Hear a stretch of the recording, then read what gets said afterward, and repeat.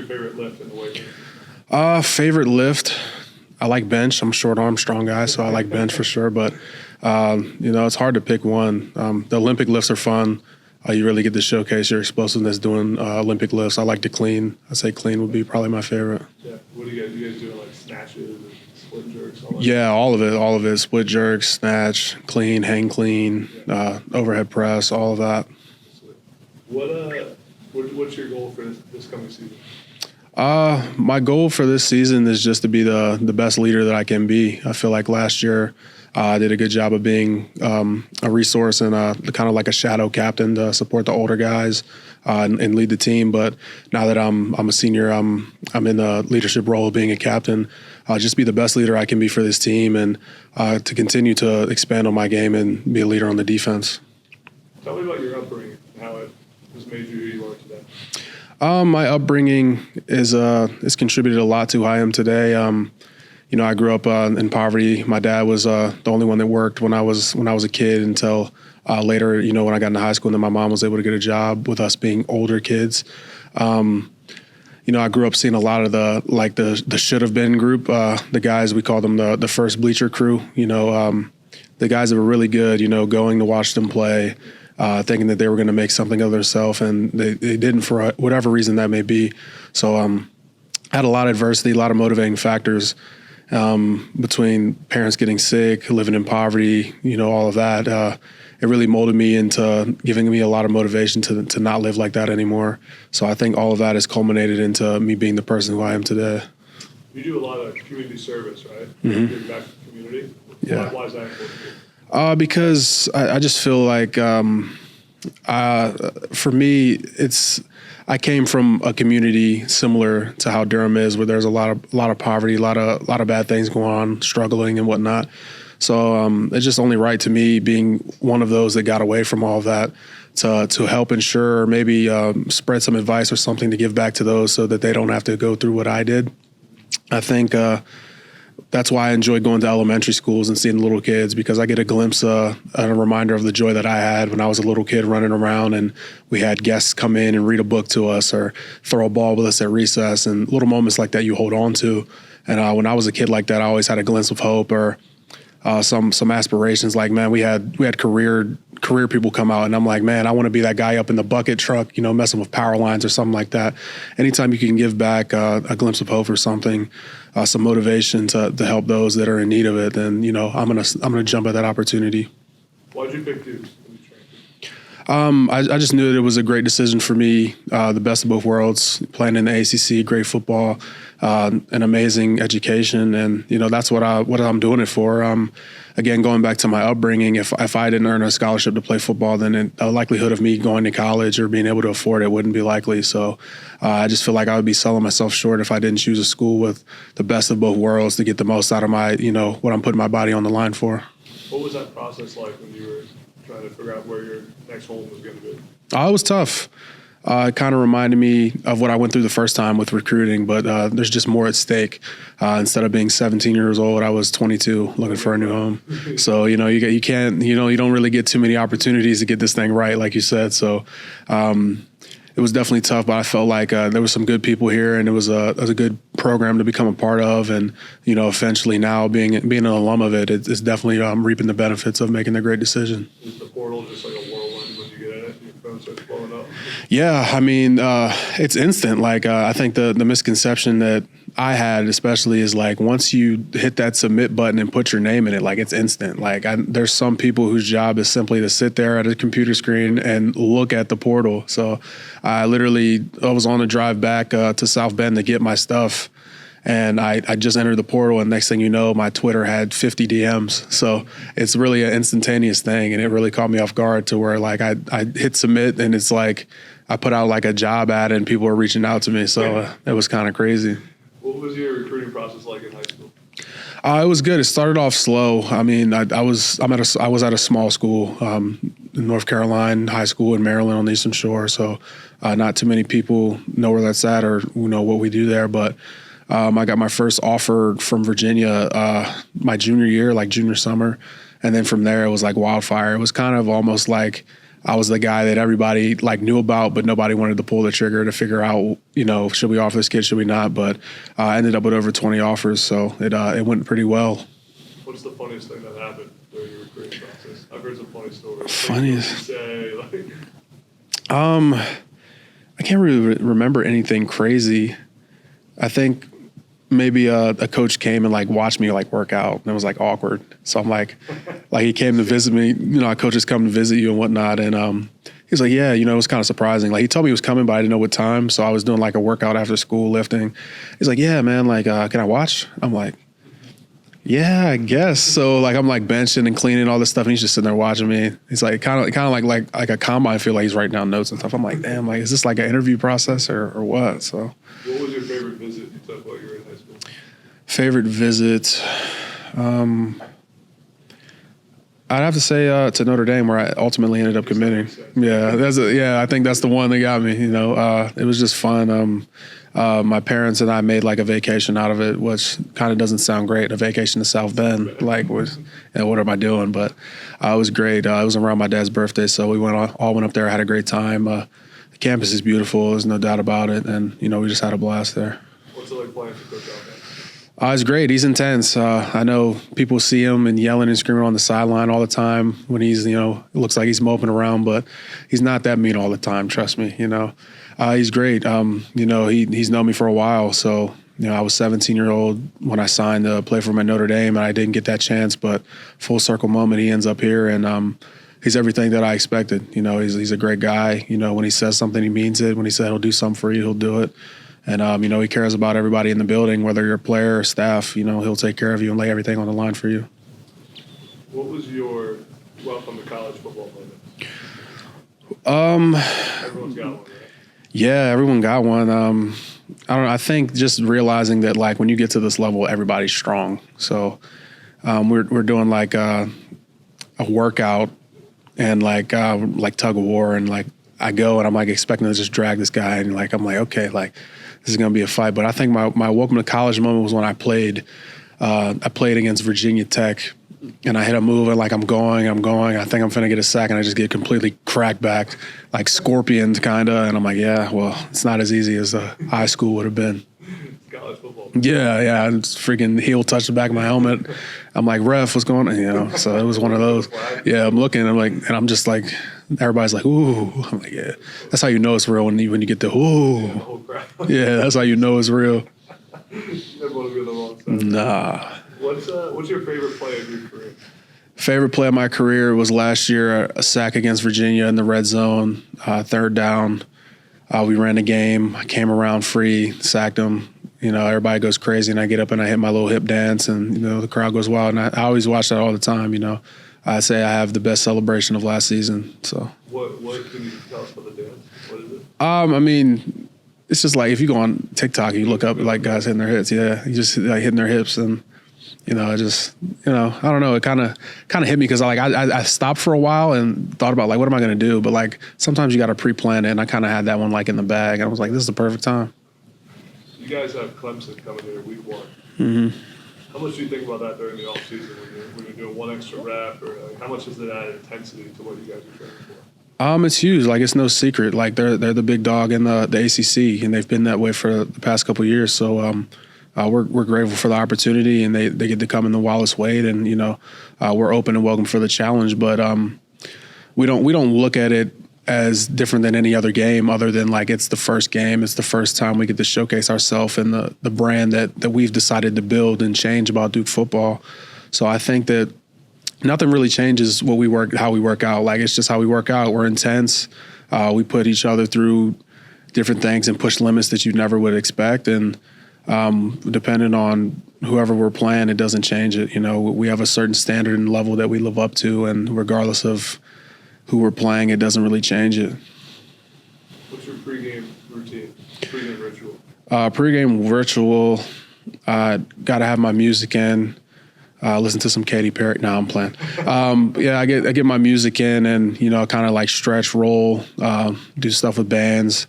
Got to use the bathroom before. I won't get explicit on here, but got to go to the bathroom. Yeah, I'd say definitely go to the bathroom before every game. But Just a typical stretch, roll, go out on the field, walk around, get some get-offs in. Are you a hot tub guy before the game? No. I'm a heavy sweater, so if I get in a hot tub, I'll be drained for a bit. It takes a while to replenish all that sweat that I let out. I get in the hot tub before practices and like workouts and stuff, but I can't do it before a game. I shower before games. I do shower before games. People are, before the game. People underestimate how hot that walk is. That walk from the bus to the, it looks cool. The pictures are cool, but when you get to the locker room, you're soaked in sweat. So, I just got to clean myself off before. Nah, you can't be musty first play. He's like, you line up and O-lineman's like, damn, what's that? And, you can't be musty before you even take a snap. The warm-up isn't that intense, so. What's your favorite food around campus? Favorite food around campus? I don't know. I love food. It's hard. There's a spot in the Woo. That I don't even know the name of it, but like I go in there and it's kind of like Chipotle, and you get a bunch of different stuff in a bowl. But I don't know. I'm pretty basic. I like chicken and rice, so like alpaca is good. Chipotle, obviously, but I don't really have one that I'm like, damn, like I need to go get that right now. But I do like alpaca. You should try alpaca while you're here. Alpaca? Yeah. Like fast food? Oh yeah, it's like fast food. It's like charcoal chicken, rice, like corn. I get like white rice, black beans, yuca fries, and they have like a really good like yellow like mustard sauce. It's really good. I'm gonna get that right after this. Bad. You won't be disappointed. What's your hidden talent? Hidden talent? I don't even think I have one. I can burp my ABCs though. Everyone has a hidden talent. Hidden You talent? can burp your ABCs. Yeah, pretty much. I'm not gonna get the mic all dirty, but I was gonna say, what's next? nah, but yeah, that's all you get. That's all you get is one. You ever had any strange encounters with fans or opposing fans? I literally just had one. Saturday I went to the water park in Greensboro, and I'm walking to like, put my stuff, and it's crazy because like I have nothing Duke related on. I have swim trunks and like a long sleeve like fishing shirt on, and like a hat. Like I have like a hat with like a thing in the back to cover my neck. Walking, going to put my stuff in the locker, and a little kid taps me and he's like, "Hey, are you Jamion Franklin?" I'm like, "Yeah." He's like, "Oh man, nice to meet you." And I shake his hand, and his like older brother comes up beside him, and I'm like, "What just happened?" And my sister's like, "Did he just ask you your name?" I'm like, "Yeah." So that was a weird encounter that I just had like this past Saturday. That's how you know you're getting big time. Yeah, it's weird. I'm not a big time guy. I'm a shadow guy, so that kind of caught me off guard for sure. You just gotta do. Yeah, Yeah. What's the toughest place you've ever played? Toughest place. I say this past year playing at Kansas was crazy. Like that was definitely the loudest game I've ever been a part of. Trying to communicate was definitely tough. They were juiced up. We were both 4-0 and going into that game. So 3-0, 4-0 going into that game. That was definitely tough. It was tough to play there. It was definitely one of the – and Virginia Tech too. Virginia Tech is really rowdy. But yeah, I'd say Virginia Tech and Kansas so far. Here's a fun one for you. If you were stranded on an island, what two teammates would you want with you? Stranded on an island, two teammates. And why? Riley Leonard, because he's a great fisher, so he'd get all the fish we would be eating. Who else? I don't think I need anybody but Riley. I think we work out good, but I'd say Aeneas Peebles, because he'd make me laugh the entire time. He's funny. Like anytime I'd be getting like, dehydrated, laying on the beach, thinking about to die, I'd be like, "Hey, Aeneas, make me laugh," and he could do it, and then we'd be right back. Riley would be like making us a nice fish fillet sandwich on the fire on the beach, and we'd be good. Just calm, relax. Yeah. What's your biggest pet peeve? Biggest pet peeve? I say being bumped. I don't like when people like bump me, which is weird. So like, it's weird because like it's something that like my sister did. Like when we were young, like walking anywhere, like when somebody walks too close to me and like bumps me, it just pisses me off so bad. So just being bumped or like when somebody like smacks when they like chew, like that. Yeah, that's obnoxious. And I probably do that myself, but like it's just when other people do it, it just strikes a nerve. What What's the best and worst part of playing college football?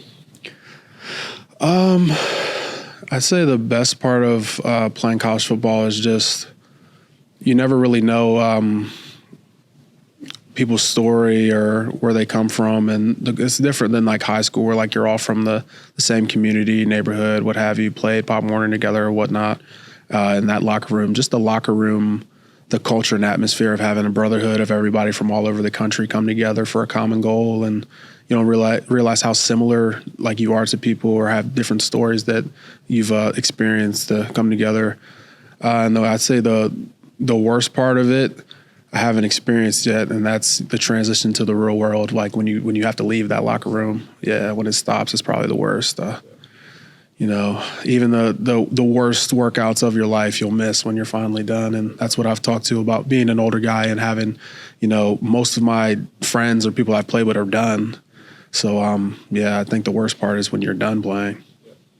What's a moment in your career or just life in general where you had to overcome the most adversity? How did you do it? God, I've had a lot of moments like that, but I'd say last spring when I found out that my mom had breast cancer, it was kind of dropping another bomb on my world because I went through my dad having leukemia in high school, so just going through that again, especially with coming off of the season and getting new staff and everything.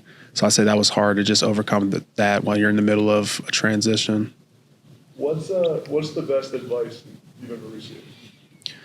The best advice that I ever received was to bet on yourself. And that's something I did when I decided to transfer. I bet on myself and I doubled down, staying after the staff left and all of that. I think that's the best advice that got me sitting in this chair in front of you now is I bet on myself and I doubled down and, kind of like what Gino said after the game, they called me out or counted me out and I didn't call back or wrote me off and I didn't write back. Just believing in myself is something that a lot of people don't realize how powerful it is when you have a bunch of people doubting you and not really sure of your abilities. To bet on yourself is the best thing you can ever do because at the end of the day, you really only have yourself. So if you're not believing in yourself, then nobody else will do it for you. That had to be a pretty cool, world coming full circle moment when, just thinking of it now, Coach Elko was at Notre Dame. Mm-hmm. You signed to play for him. You're with him, and then the staff leaves here, and then he comes back, and the head coach is the guy that and played for. Yeah. How cool was that? It was great. I unfortunately didn't get to play for him because he had left for A&M. But signed. He's the reason I was gone, and. It was great when we all got in the Zoom. We were all over the place when Nina and Art got on there with us to announce the head coach, and I saw Mike Elko pop up, and it was like, wow, no way. So it was great. Definitely, excited to be playing for him and getting the opportunity that I missed out on when I came into college. And again, like I said, it's everything that I expected. He's a great guy that truly cares for his players and will do anything for them. But it was great. I obviously got we were on Zoom, but it definitely was like everybody just looked to my camera box like, oh, wow, no way. Because everybody knew, I know him, that's my guy. But, I definitely got grilled by everybody, like, what do we expect? And blah, blah. And I was just like, buckle up. That's why I just told everybody, just buckle up. Yeah, right. He's intense. Yeah. I asked Graham for Coach Elko's favorite saying, and he couldn't think of one. Did you do that? He has no saying. He has no saying other than after the game is turn up the music. Yeah, that's the only thing.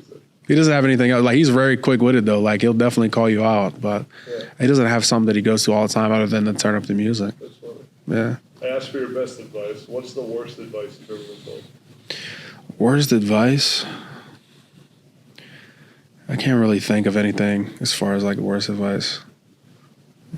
I don't know. There's definitely been I've been mad at something and somebody's probably told me to do something that I probably would have regretted. But other than that, I don't know. I don't really have anything. Last thing I got for you, what's your why? What's the reason you do it? My why. My why is to be an inspiration. Like I said earlier, as far as giving back to the community and all of that. My life has been full of a lot of ups and downs. I got married, so I'd say that my wife is a big part of my why. My why is to just make sure that I can change the legacy of my family name. A lot of poverty, a lot of struggling grow up, and I just want to make sure that my kids one day and the rest of my lineage doesn't have to go through what I had to get to the point where I'm at now. I view my life as a success, and I don't want anybody in my family going forward to have to go through what I had to like feel the feeling of what I feel every day when I wake up and I do something that has a purpose. What's it like being the only guy or one of the only guys on the team that's married? Are you the only guy? I think I am. I don't think anybody else is. Somebody's You got like true freshmen coming in and you're like married with the whole family? Yeah, trust me, I get the old guy jokes every freaking day. Like, I'll never forget, I was walking up the tunnel and, I could just hear people's conversations. We're walking, we just got done a hard workout. Somebody said they were born in like 2005. I was like, 2000 what? So I get it all the time. But, I think I'm the only guy married on the team. It's weird. I'm at the point now where like there's kids on my team, like my freshman year of college, they were in middle school. So it's like, bro, what? And like some of them are younger than my younger sister. So I'm like, man, you guys don't have to tell me. Like, I know I'm old. Like, I get it. Like, it's time to go. or I'll be like, some song came out then. I was like, yeah, I was listening to this in middle school. They're like, bro, I was in elementary school when this came out. I'm like, all right, just get away from me. Yeah. So I go through that all the time. Some kids are 17. I'm like, bro, I can't even talk to you. It's illegal. Like, get away from me. Like, you're going to get me in trouble. I love it, man. Well, I appreciate it. I'm excited to see you this season and watch you ball out, man. Yeah, absolutely. I appreciate you.